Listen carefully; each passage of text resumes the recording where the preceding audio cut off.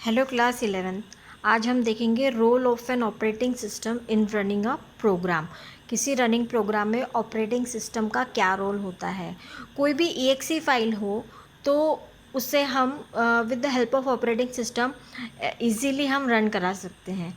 तो और running programme जो है आपके, वो आप यहाँ पे कैसे एग्जीक्यूट होते हैं ऑपरेटिंग सिस्टम की मदद से, और मल्टी प्रोग्राम्ड क्या होते हैं, मल्टी यूज़र सिस्टम्स क्या होते हैं, वो सभी देखेंगे।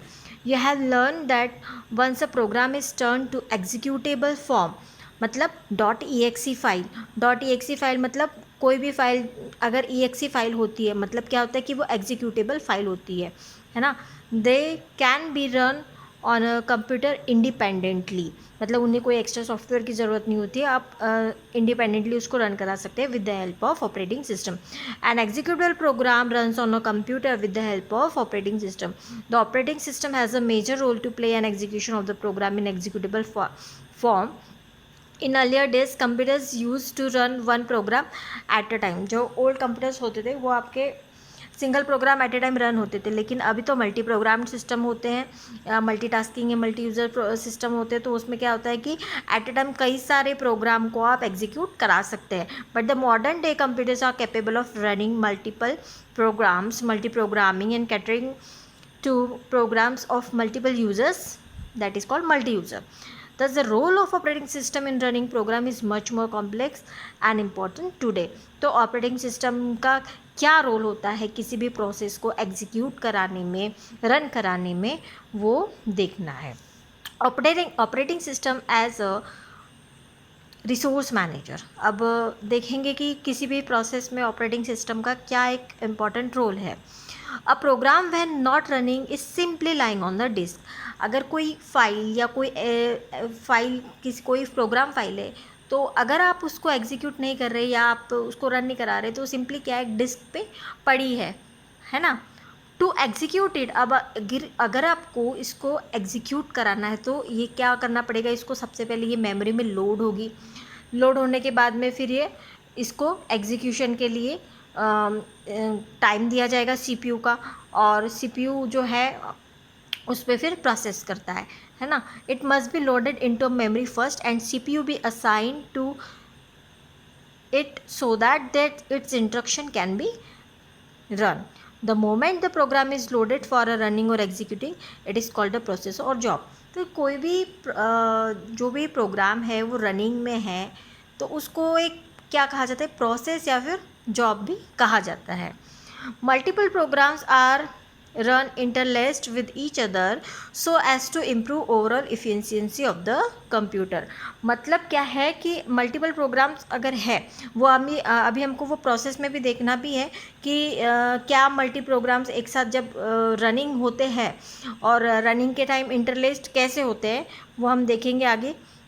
Multi programming undoubtedly improve the overall efficiency of the computer. अब इफ़िशियंसी कैसे इम्प्रूव होती है कि अगर कोई प्रोसेस आपकी रनिंग में है और फिर उसी प्रोसेस को अगर हॉल्ट हो गया है या वेटिंग टाइम है, तो वेटिंग टाइम में तब तक CPU क्या करेगा, तब तक CPU किसी और प्रोसेस को उठा के उस पर प्रोसेसिंग या उस पर काम करना शुरू कर देगा। तो इससे सिस्टम की जो एफिशिएंसी है वो इम्प्रूव होती है। इसी को हमको आगे भी देखना है। By getting more work done in a less time, as the CPU may be shared among a number of active programs which are present in the memory at the same time. While CPU is executing a job, it has to wait for a job, requires certain IO operations. In this case, when IO is needed, CPU waits for the IO operation to get over. This wait time is the CPU's idle time। मतलब अगर किसी process को कोई process running में है और अगर वो IO ऑपरेशन के लिए वेटिंग में चली गई है कोई प्रोसेस, तो अब ये जो वेट टाइम है इसमें CPU आपका आइडल है, मतलब CPU कोई प्रोसेस नहीं कर रहा है। तो अगर आपकी सिस्टम की इफ़िशियंसी आपको बढ़ानी है तो आप क्या करोगे कि उस आइडल टाइम में, उस CPU के आइडल टाइम में तब तक के जो क्यू में जो दूसरी प्रोसेस है आप उसको रनिंग में या एग्जीक्यूशन में आप ला सकते हैं, जिससे कि उसका सीपीयू का जो आइडल टाइम है वो यूटिलाइज होगा. So what on operating system there is that in place of making the CPU sit idle, it loads the another job for the CPU, that is the another job takes over the use of the CPU, increasing efficiency, thereby reducing the CPU idle time. तो इस तरीके से जो CPU का idle time है वो आपका reduce हो जाएगा और इस सिस्टम की जो इफ़िशियंसी है वो भी आपकी इंक्रीज़ होगी. The measures of systems efficiency is throughput. जो सिस्टम की इफ़िशियंसी है इसको थ्रूपुट में मेज़र किया जाता है. अब थ्रूपुट मतलब क्या कि नंबर ऑफ़ जॉब कितने किए हैं और कितने टाइम में, है ना.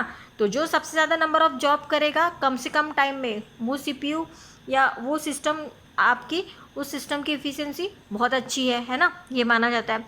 विच refers to the number of jobs carried out in a given unit of time. So this way, that is by loading another jobs to minimize the CPU's idle time, increase the throughput of the computer system.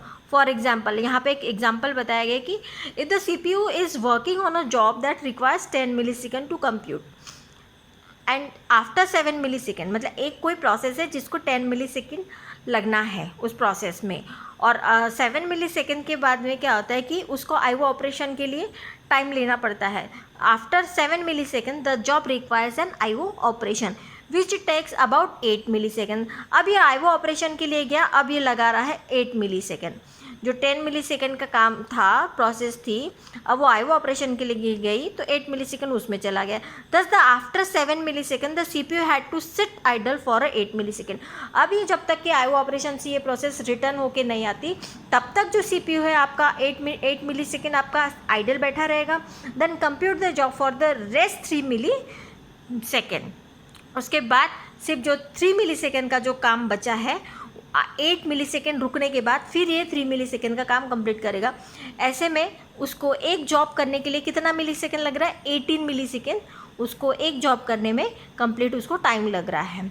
लेकिन अगर ऐसा सोचा जाए कि ये जो 7 millisecond का time था उसका, इस 7 मिलीसेकेंड में अगर कोई दूसरी प्रोसेस उठा ली जाए प्रोसेसिंग के लिए, जो कि 7 मिलीसेकेंड में कंप्लीट हो सकती है, तो इसी 7 मिलीसेकेंड के टाइम में, मतलब टोटल लगे हुए टाइम में आपकी 2 जॉब डन हो जाएंगे, है ना.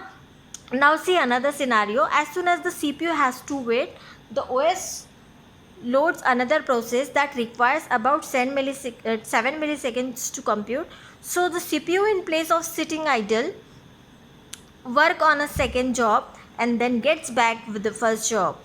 In case of CPU was able to compute 2 jobs in 18 millisecond. तो अब ऐसे 18 मिलीसेकेंड में उसने 2 जॉब कंप्लीट कर लिए. This is the throughput. Throughput मतलब क्या होता है? नंबर ऑफ़ जॉब कंप्लीटेड और टेकन टाइम में, कितने टाइम में उसने कितने नंबर ऑफ़ जॉब कंप्लीट किए, डिवाइड करेंगे तो ये ऐसे करके आपका थ्रूपुट निकलेगा. फर्स्ट केस की बात करेंगे तो एक जॉब उसने 18 मिलीसेकेंड में किया, और दूसरी केस की बात करेंगे तो 2 जॉब उसने 18 मिलीसेकेंड की. तो यहाँ पे इस सेकंड वाली केस में आपकी सिस्टम की इफ़िशियंसी जो है, उसका परफॉर्मेंस जो है वो इम्प्रूव है, अच्छा है ना. Thus we can say that the loading multiple processes जो operating system improve the overall performance of the computer system. When multiple processes are running simultaneously, जब multiple processes एक साथ simultaneously running में है, it is important to manage them. अब फिर अगर multiple processes है तो उनको manage भी करना होगा कि कौन सी process आई है, कौन सी process waiting की तरफ है, कौन सी process IO operation के लिए गई है, कौन सी process running में है, कौन सी terminate हो गई है, तो ये सभी कैसे manage करना है. For this purpose operating system provides a function. तो इसमें 4 functions होते हैं: process management, process scheduling, memory management और IO मैनेजमेंट.